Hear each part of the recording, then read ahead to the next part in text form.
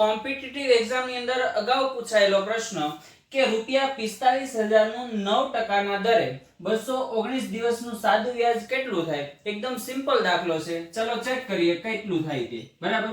હવે આપણી પાસે સાદા વ્યાજનું સૂત્ર છે I બરાબર P ગુણ્યા R ગુણ્યા N છેદમાં 100. બરાબર. P એટલે પ્રિન્સિપલ એમાઉન્ટ કેટલું છે? તો કે ₹45,000. તો 45,000 ગુણ્યા R એટલે રેટ કેટલા ટકાના? તો કે 9%. ટકાને આપણે દૂર કરવા માટે આપણે છેદમાં કેટલા લખીએ છીએ?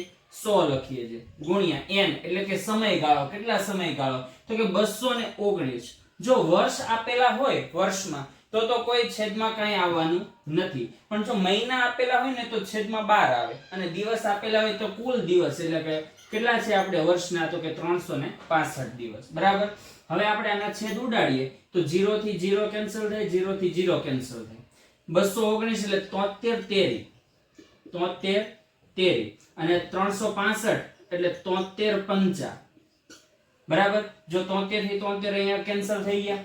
હવે અહીંયા 45 છે એટલે 9 5 45 એટલે 5 5 5 અહીંથી કેન્સલ થઈ ગયા. બરાબર. એટલે અહીંયા કેટલા આવ્યા? તો કે 90 વધ્યા ગુણ્યા 9 ગુણ્યા કેટલા છે? 3. બરાબર. 90 81. 81 ગુણ્યા 3 કરો એટલે કેટલા થાય? તો કે 3